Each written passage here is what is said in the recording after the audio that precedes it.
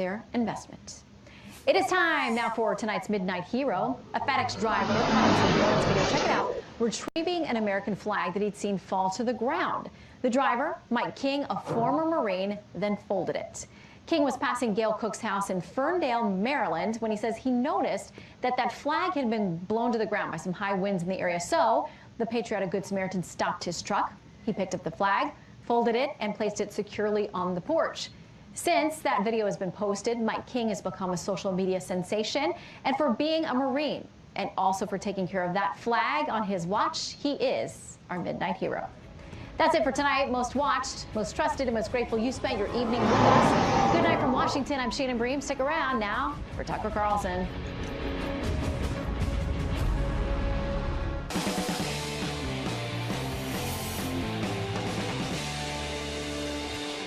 Well, good evening and welcome to Tucker Carlson Tonight. For more than a year now, the media storyline in immigration has been as mindless and predictable as a Jim Acosta script.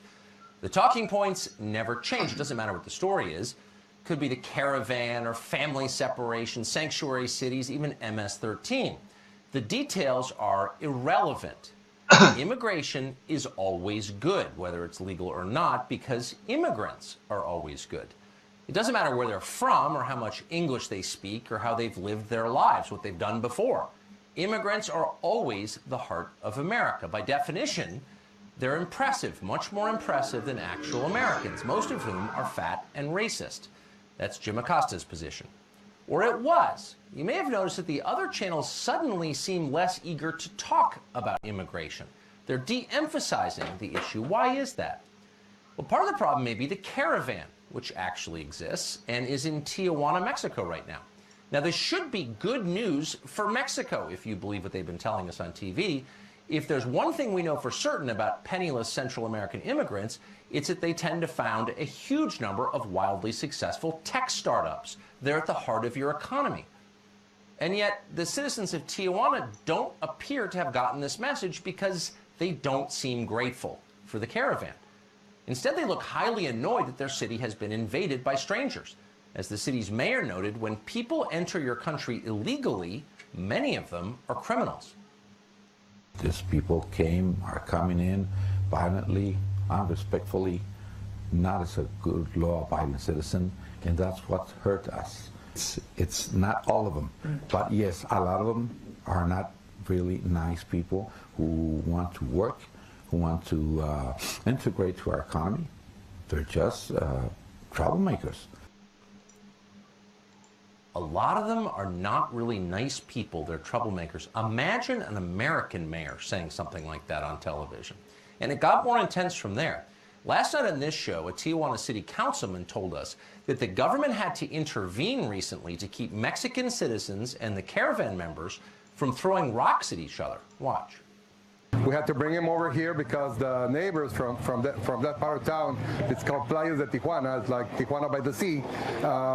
They were getting mad and they even started throwing stones at each other. So we had him over here, like 360, but things got out of hand because it kept growing and growing. Throwing rocks at immigrants? That doesn't happen in this country. It does happen in Mexico, though. People who live in Tijuana are not American. So they haven't been told that expressing their honest views about immigration will get you fired. So they have no problem saying what they really think, and what they really think turns out to be very much like what Donald Trump really thinks, amazingly. Listen. Should this caravan have been stopped at the Guatemala border? Of course, I agree with that 100%. It should have. The country have to be beware of these people because they are people, they are bad people. Because they don't belong here, they're just migrants, but it's like the same, in the same case, it's like when Mexican migrants going to the U.S., they're undocumented. You know of incidences here in Tijuana and in other cities that some of these people that are coming into with these caravans are committing crimes. This is not about racism. We don't dislike a certain group of people because they're from one country or another. We are here because our government has not taken control of these, what we call invasion. Now, if you're CNN or MSNBC or NBC News or ABC, what do you do with an interview like that? You can't put it on the air because it doesn't make sense according to the rules you've established. You can't really argue that Mexicans are anti-Hispanic racists. That's what you call everyone else who's opposed to immigration. So what do? Well, you just pretend that none of this is happening. It's not real. And that's what they're doing. But that won't work forever. People tend to notice obvious things. They can't help it. And if they keep noticing obvious things, their views change. And that's why the consensus on immigration is changing fast. Even Hillary Clinton and John Kerry recently warned that mass immigration can destabilize countries, as it's done in Europe. They're right, of course. It's happening here, too.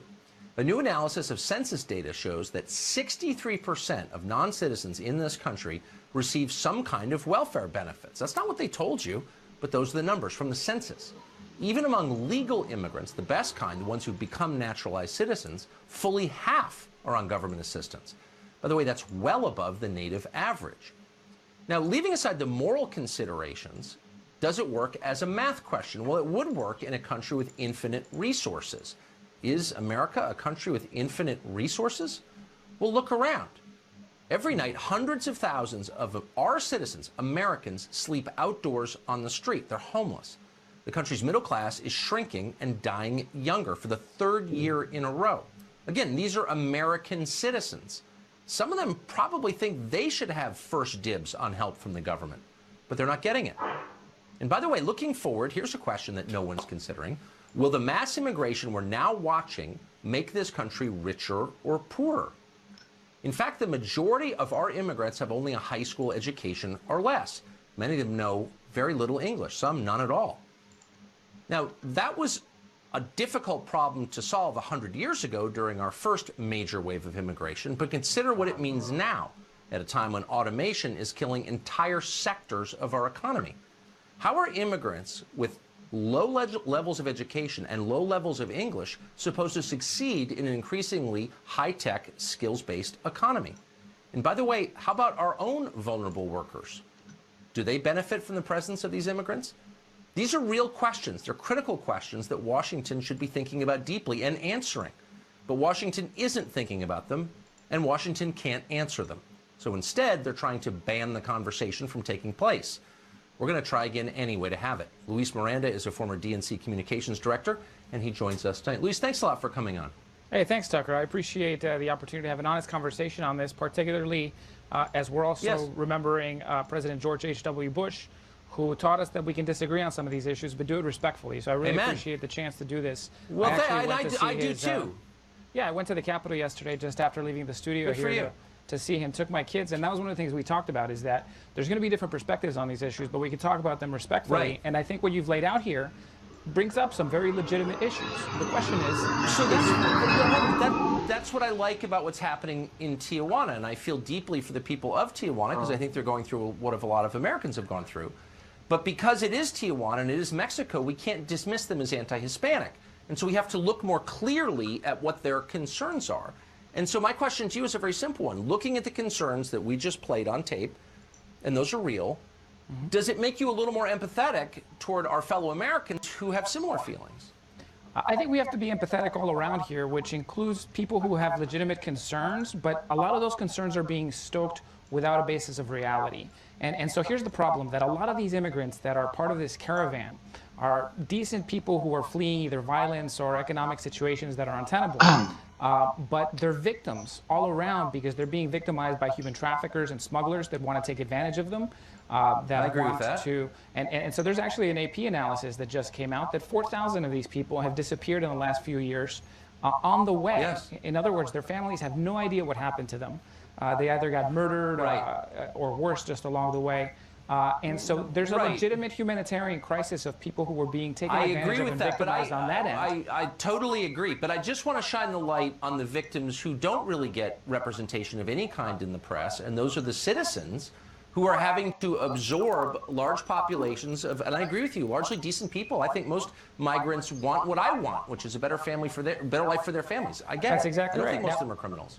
I've always thought that. But hold on. But I think it's important to empathize as deeply with the citizens whose lives are being upended by the arrival of these immigrants as it is with the immigrants themselves. So when you see this, can you say that, American citizens say, I don't want any more immigration. We've had more than we can handle. they're not just racist, are they? I mean, they have a point, do they not? I don't think they're racist. I think it's important that they also understand the other side of this, which is that immigrants have actually made our economy a lot stronger through the years. You touched on it a little bit at the beginning. Let me add some color to that, which includes that our population is aging. We have baby boomers retiring, and a lot of the people that we are able to replace in the economy are because of immigration. Now, we want to do that ideally in a legal and orderly fashion, but the reality is that we have a huge advantage over Europe. No, hold on. I need to ask this question. You say our population is aging.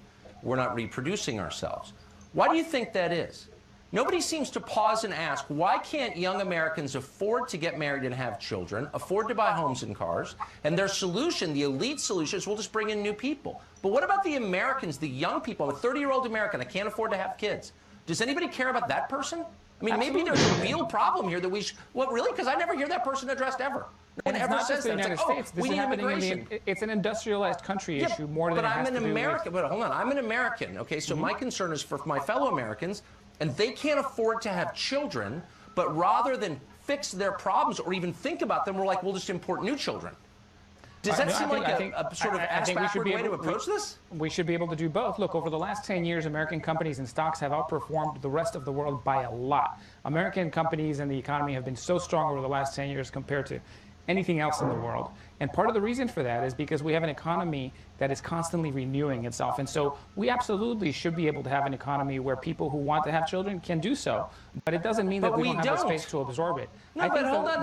But that's not what you're saying. Hold on. You just said we need to bring in people because Americans aren't reproducing in sufficient numbers. And my question is, why aren't our leaders thinking about how our people can afford to have children? They don't even consider that a subject worth studying, much less trying to fix. It's just like, oh, well, they're not having enough kids.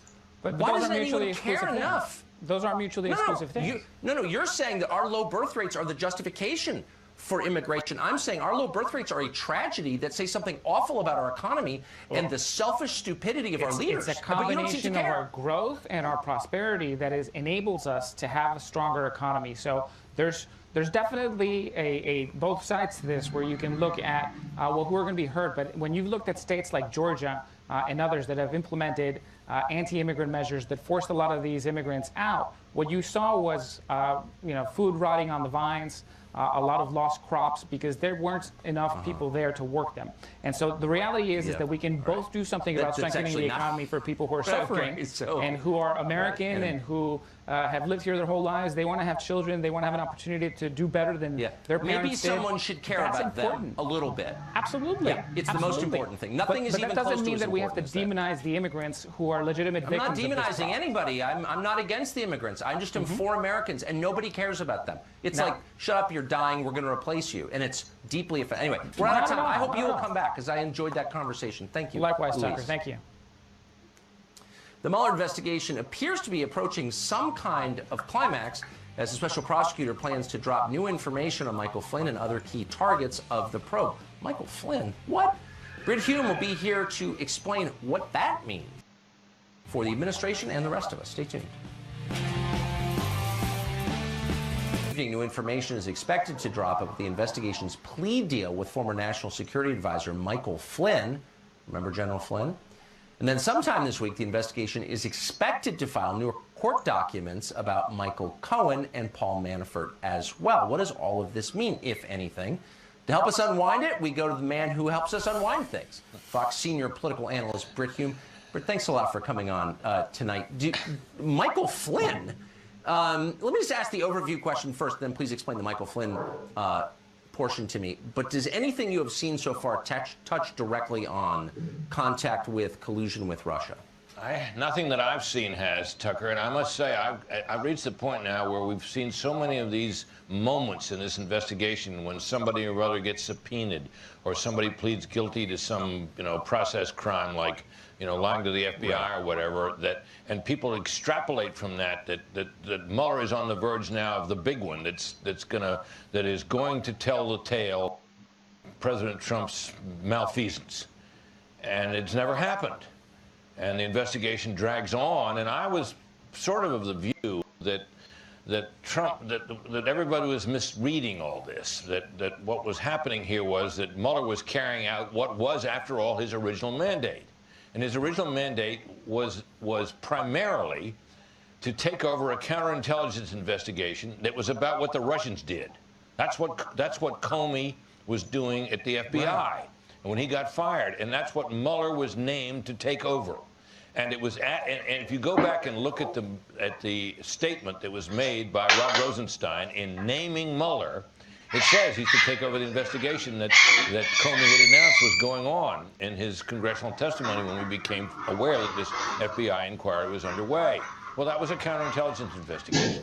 And he adds that he was authorized as well to look into the question of whether there was collaboration between the Trump campaign and Moscow. Well, fine. So we knew that was going on, and it has never been the case, as far as I could tell, looking at the documents, that the principal focus was this collusion question. So Mueller has proceeded along the way. He ends up indicting a whole bunch of Russians who will probably never see trial, but it was a sign that what the Russians were doing was a big part of what he was up to, which all made sense to me. This latest stuff, I don't know what to make of it, actually. I wish I could tell you, Tucker. You asked me to unwind it. I would if I could. But, you know, every little twist and turn in this is being hyped always as the prelude to the big one, the big breakthrough, the big bombshell that keeps coming and never has come. In fact, you know... Well, may I just ask you about Michael Flynn quickly? Because his name has been out of the headlines for, boy, over a year. But am I misremembering it? Or did Michael Flynn plead to lying? Basically to a crime that arose in the course of the investigation. Right. And then his life was completely destroyed. He had to sell his house. I think he's still unemployed. Did he do something else that I forgot about? No, not that I know of. I mean, Michael Flynn was supposed to have not told the truth to some FBI agents who were interviewing him, and that was what he was charged with. Possibly in the hope that by charging him with that and being prepared to sentence him, he would then, you know, spill the beans on what was really going on between Trump and Russia. Well, it seems to have turned out that he didn't really have any beans to spill, and not only that, Tucker, it's very hard to see, you know, where any of this is going, and when you see people being investigated and then prosecuted for crimes that didn't happen until after the investigation got started, you begin to stop and say, wait a minute, what are we doing here? Exactly. This is what, you know, remember Karl Rove was pursued remorselessly by Special Prosecutor Patrick Fitzgerald about the famous Valerie Plame CIA leak. And it turned out, we later found out that leak, the source of that leak had been known from the very start, and they pursued him anyway. And this is the problem with this is the problem with special counsels, is that they become almost another branch of government, that they are theoretically accountable to main justice, but as a practical matter, they don't seem to be. And they go on and on and on, and in the meantime, you know, of course, they've got all this process. They can use subpoenas and grand jury testimony and the threats of perjury investigations and all that to pressure people. And, you know, now we're hearing that Roger Stone may be, you know, prepared to won't stick up for Trump, won't testify against Trump. And so now we're getting into... Yeah, well, it's into the weeds here, and my view is we need to get this. This report needs to be finished. We want to know what they've got, and we, above all, want to find out what the Russians actually did. I'd love to know. It would tell us about whether it made any difference in the election or not. I hope. I think we know, but we'll be waiting, and apparently there'll be a sentencing report tonight pertaining to Michael Flynn. Catherine Harris is standing by for it. If we get it in the course of this hour, of course, we'll bring it to you. Britt Hume, thank you very much. Okay, Tucker, you bet. Obviously, no one I like talking to more than Britt Hume. There is a special digital feature out tomorrow on the new digital platform, Fox Nation. We just had a long conversation about George H.W. Bush for that, and it, again, will appear on Fox Nation tomorrow morning. In just a few weeks, Democrats will be running the House of Representatives. Will their top priority be helping the country or impeaching the president? Or maybe a little of both. That's next. Share of power. Maybe they trusted them more on health care or social programs or the economy. The polls aren't exactly clear. Newly elected Democrats say they plan to make a priority of legislation over investigations. But is that true? The Daily Beast's Betsy Woodruff says that much of the party is most interested in the chance to take part in a Trump impeachment. Watch this. Democrats are lining up to get on House Judiciary because they're expecting it to be the place where the action is, in part, of course, because Nadler would be in a position to preside over any potential impeachment proceedings. Chris Hahn is a progressive radio host and former aide to Senator Chuck Schumer. He joins us tonight. Chris, thanks a lot for coming on. So I don't understand all the lying and embarrassment. So obviously Pelosi has decided, and she went through this again when she was Speaker in 2006, when Democrats wanted to impeach Cheney and Bush, and she said, we're not going to talk about that in public. She's trying to keep her troops from talking about impeachment.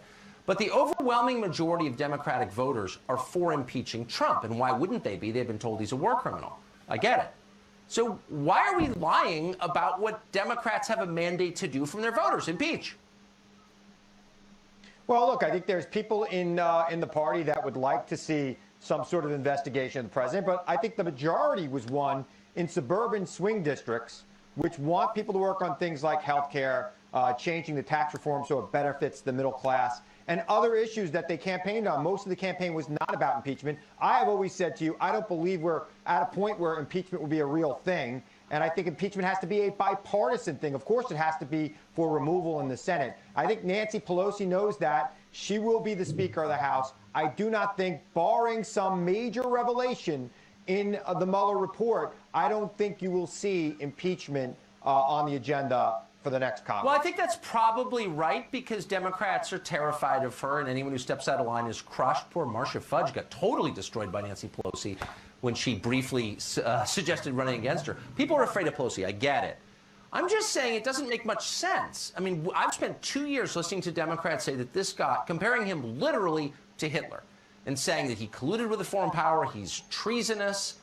Many people have said that. So if he's all the things that you've told us he is, why don't you have a moral obligation to impeach him this afternoon? I'm serious. Well, look, like I've said, unless there's something that both sides agree is criminal, ready for removal, I don't see Nancy Pelosi allowing that to go forward in the House. Look, we know what happened when they tried to impeach Bill Clinton. It made Bill Clinton stronger. You're right. You're right. Look, I get it. I agree with you as a political matter. You're absolutely right. And Pelosi's very smart politically. She knows it'll hurt Democrats if she tries to impeach. And so I'm sort of in jest encouraging you to impeach because it would hurt you. But I'm also sort of serious about this. Let's take your rhetoric seriously. How can you live in a country with a president who is like Hitler, who colludes with Vladimir Putin to destroy our democracy? He's literally evil. Well, they tell us that every day. MSNBC is predicated on that idea. Yeah, no, seriously. My answer to that is we're not going to be able to remove him through impeachment. The only way to remove Donald Trump is to beat him at the election box. So what I have said and what others have said is Democrats should investigate where there's clear evidence of problems within his administration so that it makes it harder for him to get reelected in 2020. If you try to impeach him without the Republicans coming on board to actually remove him, it is a waste of time, it's a waste of political capital, and it will lead to the Democrats losing their majority and Donald Trump being reelected president in 2020. But if you run government good, if you put good bills in front of his desk that he will not sign, then he will have a hard time getting reelected. But is there a time when Democrats say, look, we disagree with Trump on some things, not that many things, to be totally honest, on a policy level, not that many things, but some things. We don't like his style. We don't think he should tweet. But that time that we said he was a traitor to his country or like Hitler, we shouldn't have said that because that was like a grotesque overstatement that made us look stupid. And it was kind of wrong to talk that way. Is anybody ever going to say that? Well, I hope people, I don't know if they're going to actually say that. It seems like the apology and taking things back is gone from American politics. But what I do hope is we'll see people come together on things they can find common ground on and pass bills on things that will work. I'm encouraged by this criminal justice reform that's out there right now. I love it. Yeah. I'm encouraged by that good. sort of I mean, stuff. look, I want to see real infrastructure. Okay. Yeah. Well, I hope you're right. But on this. nobody's ever going to say. Nobody ever says they're sorry anymore. It's a lost art form in politics in this country. So I wouldn't hold my breath on that. They should. Okay. Chris Hahn, thank you. I agree. Thank you. Well, some Democrats want to focus on impeachment. An incoming Republican says taking on big tech ought to be a priority for all of us. Josh Hawley is a senator-elect. He'll be replacing Claire McCaskill in the Senate, representing Missouri. One of the first issues he confronts will be the president's renegotiation of NAFTA. Now, a minor change to the wording of that treaty could protect tech companies that decide to censor any content they dislike, something that they are obviously very anxious to do. Senator-elect Hawley joins us tonight. Senator-elect, thank you very much for coming on tonight. Congratulations on winning that seat. So I think most of our viewers are probably not aware of this. Most of them probably support renegotiating NAFTA. But this clause, tell us the potential implications of it. Well, there are changes in the NAFTA agreement to what's called Section 230 of the Communications Decency Act. And what that is, Tucker, it's actually a deal that the tech companies get from the government that says that they can't be sued like any other publisher. They can't be sued like a newspaper. They can't be sued like a TV station. And supposedly what they're supposed to do in return from that immunity is they're not supposed to exercise editorial content or editorial control. They're not supposed to say, well, you can't express this political view or not. My worry is that these companies are increasingly censoring. I mean, they are censoring conservatives. They are censoring based on political viewpoint. And my question is, should they really be getting this special immunity from the government if they're also going to act like? And I think we need to take a hard look at that. Well, it's not clear why they have it. I mean, if I libel somebody, I can be sued. Fox News can be sued. You're a senator-elect. If you libel someone on this show, you can be sued. But Apple cannot be sued, Facebook, Google, the rest.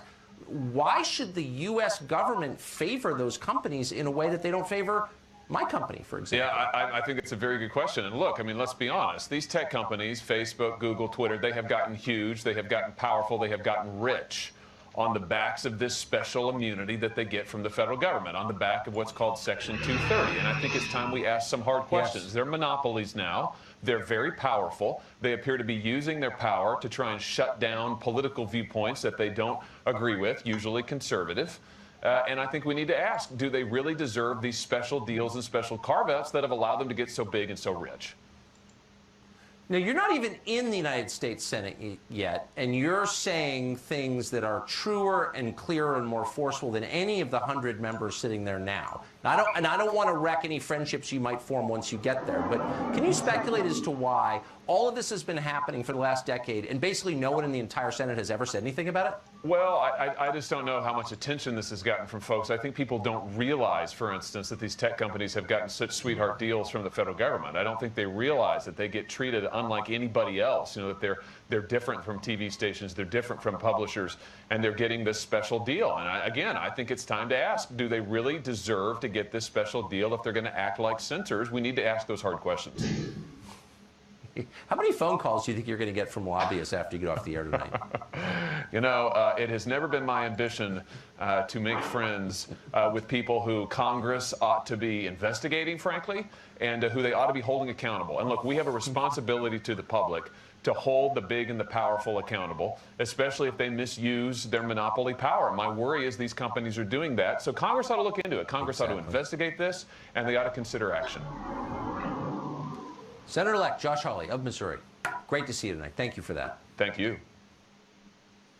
Well, this probably won't surprise you if you've thought about it. New documents about former National Security Advisor Michael Flynn and his cooperation with the investigation, a sentencing guideline, apparently. Catherine Herridge has those documents, is reading them right now and assessing them, and we're going to go to her as soon as she has determined what they say. That'll just take about a minute. We'll be back. In the meantime, CNN President Jeff Zucker has already spent years remaking his channel from a basically centrist, sort of liberal news outlet to a platform for pushing pretty extreme political views and prosecuting his personal vendettas, mostly with the help of his marionette.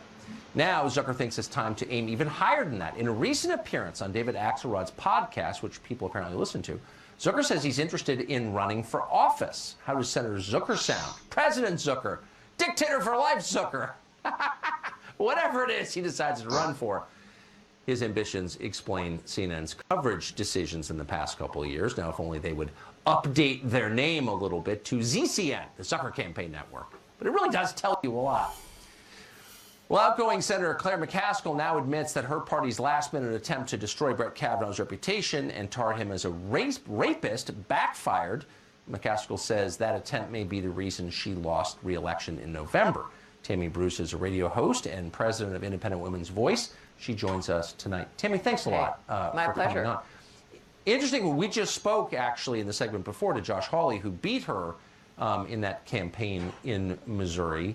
I find it fascinating that she would say that out loud. It seems sort of honest for a politician to say something like that. Yeah, and look, I mean, she's free now, though, because she's not going back. Right. And that allows you some reflection about what's going on. But at the same time, this did not happen in a vacuum, right? This was not a one-off experience. And she should know, because in her political work, she's helped facilitate to a large degree this notion that due process should end, and that due process is not a good idea, particularly on college campuses, which is where, you know, a lot of people have watched this unfold, that if you are accused as a young man on a campus, you are suspended.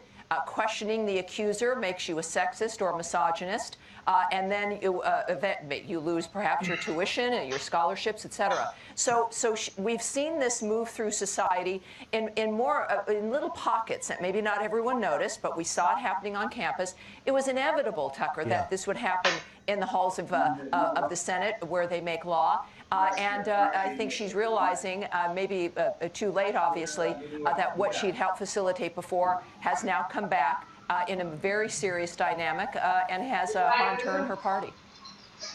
Yeah, and of course, a female senator loses her seat in the name of female empowerment. Kind of interesting. So where does, I mean, do you see this, taking 3 steps back, do you see this fervor, the intensity of this moment, accelerating in the next couple of years, or calming down and the rest of us regaining our senses a little bit, like Claire McCaskill? Yeah, this is not unusual for the Democrats. We can expect the Democrats to once again not know when to stop. They will want it to accelerate. They will make the mistake of trying to do that. And especially since they took the House, they're going to think that all of this activity actually helped them.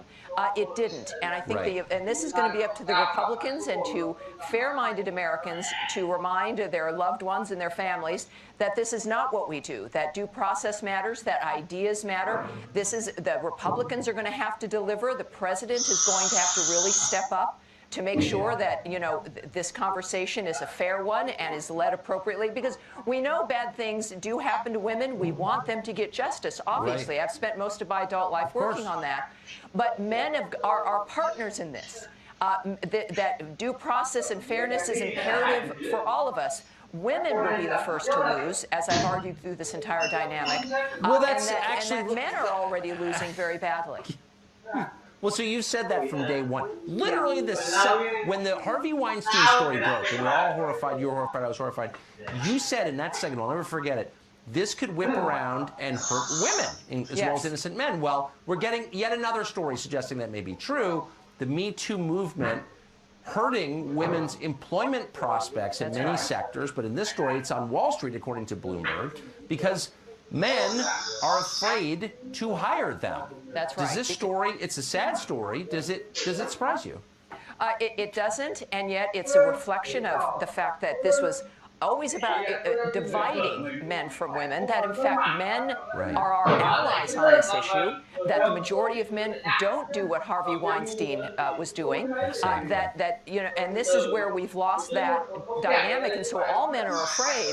Whereas, in fact, they should be the individuals who help us the most with their brothers, with the men that they work with in their fraternities. There are defenders as well. So this was never really about women for the left. It was about dividing men from women. And yet, for those of us who care about the issue, we really have to make sure that men are brought along with us and that women do get the justice they deserve, but they'll only get it when men are not demonized, all men are not demonized as the bad guy. You've been a consistent voice on that literally from day one. We appreciate it. Tammy, thank you, thanks a lot. We're going to back that Fox News alert we told you about. The Mueller investigation has just filed new documents about former National Security Advisor Michael Flynn and his cooperation with the investigation. Catherine Herridge has seen those documents and joins us to describe what they contain. Catherine. Thanks, Tucker. I'm just still going through the documents right now, but among the headlines that the special counsel says former National Security Advisor Mike Flynn provided substantial cooperation with special counsel investigators. They are recommending the low end of the spectrum, no jail time, possibly probation in this case. The key document here I have is what's called the addendum. If you can just come back to me 1 second, because it has some very important details. It outlines here that Mike Flynn participated in 19 interviews, but specifically sections of the addendum are redacted because of ongoing criminal investigations. And I just want to show you sort of the depth and breadth of the redactions in this document. Here on page 2, it says, redacted criminal investigation. The defendant has provided substantial assistance in a criminal investigation, and then you can see the rest of that is redacted. I'm still pouring through the records, but what you can see here, as I said, is the bottom line of the special counsel, that the former National Security Advisor Mike Flynn has provided substantial cooperation. He's sat for almost 24 interviews with the special counsel, and he's also provided communications and other records for ongoing criminal matters which have been redacted in the publicly released documents this evening, citing a need to protect the ongoing investigation, Tucker. So we have a recommendation on sentencing for Mike Flynn, but also very strong evidence that the criminal investigation by the special counsel is ongoing at this time.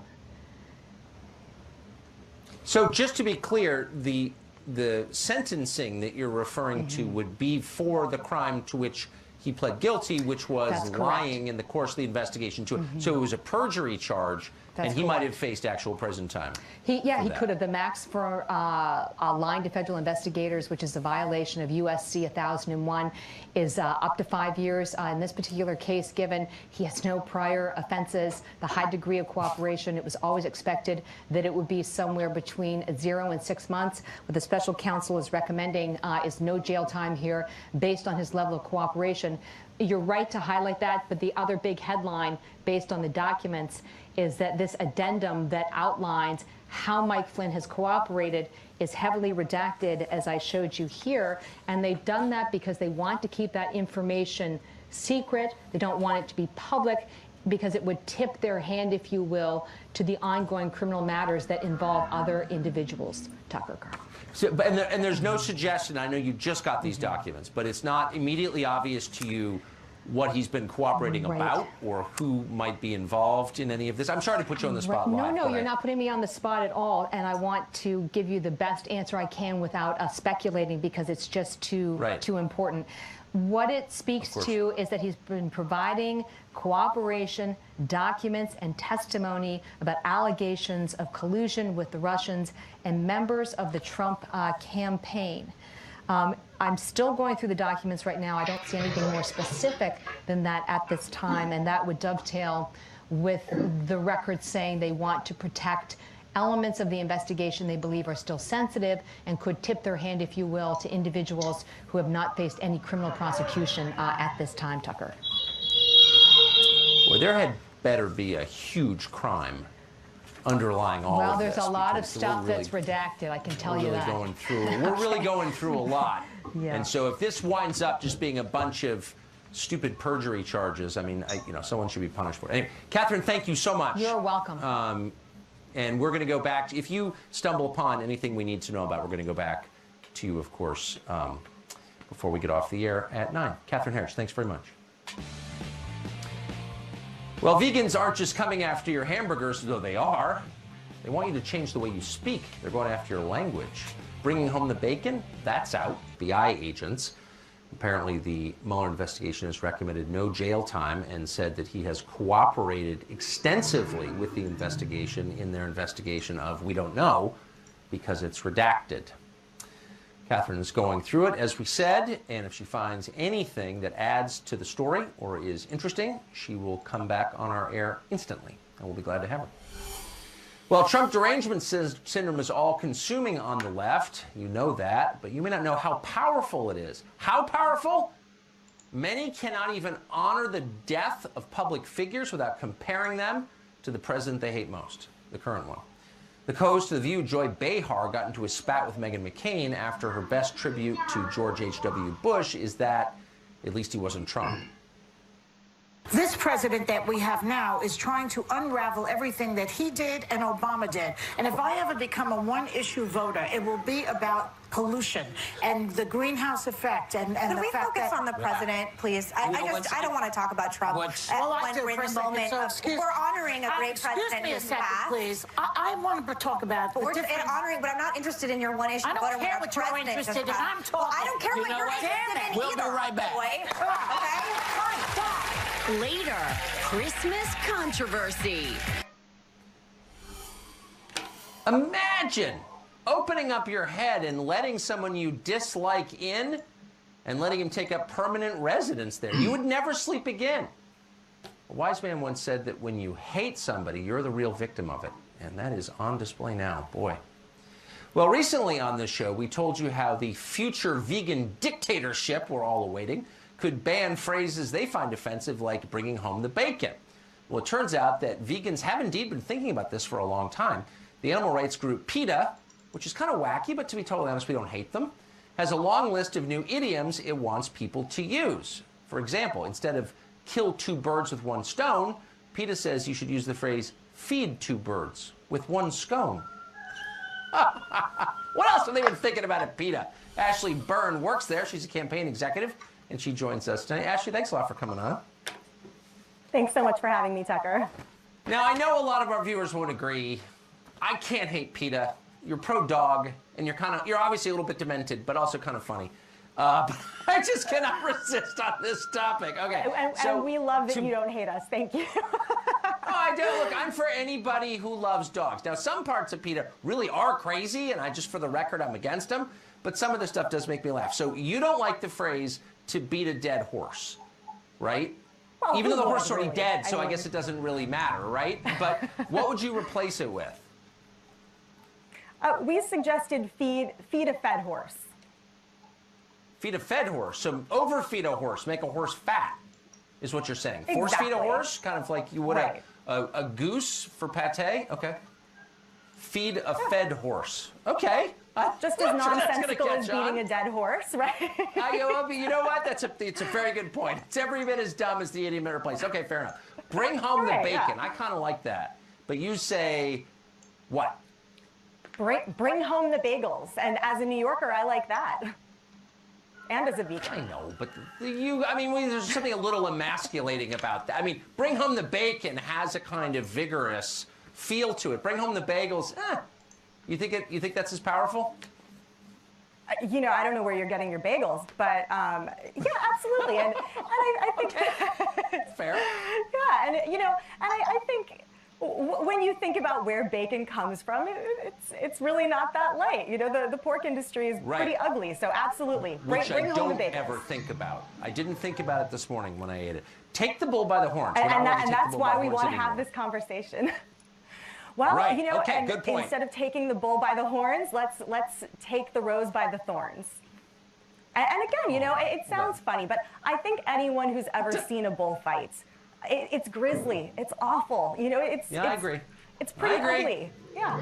I agree. I don't want you to out me as an animal rights whacker, but I'm kind of with you on the bullfighting. It's not really a fair fight. Put your eggs in one basket. Never a fair fight. That seems harmless. What's wrong with putting your eggs in one basket? Put your berries in one basket.